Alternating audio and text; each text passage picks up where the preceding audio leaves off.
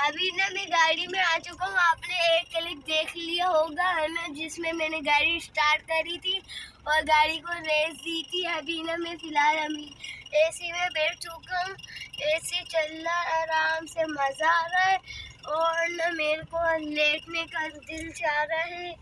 मैं यहाँ पर गाड़ी पर लेट गया हूँ और ना मेरे को ना आप लोग से कुछ बात करनी थी।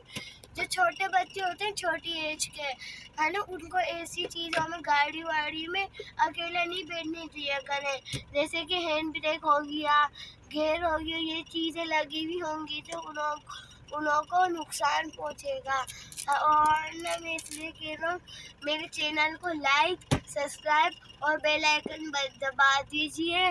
और ना क्योंकि ना मेरा ना चैनल अभी अभी नया खुला है, आप लोग को तो पता है इसलिए सब्सक्राइबर कम है। आप लोग की सपोर्ट है, जो मेरा अल्लाह भी चाहेगा वो ही होगा।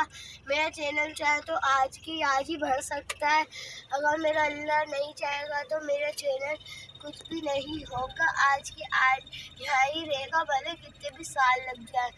इसलिए मेरी ये थोड़ी सी बातें थी। मेहनत खान को दीजिए इजाज़त। मैं उम्मीद चाहता हूँ इजाज़त दो मुझे। अल्लाह हाफिज़।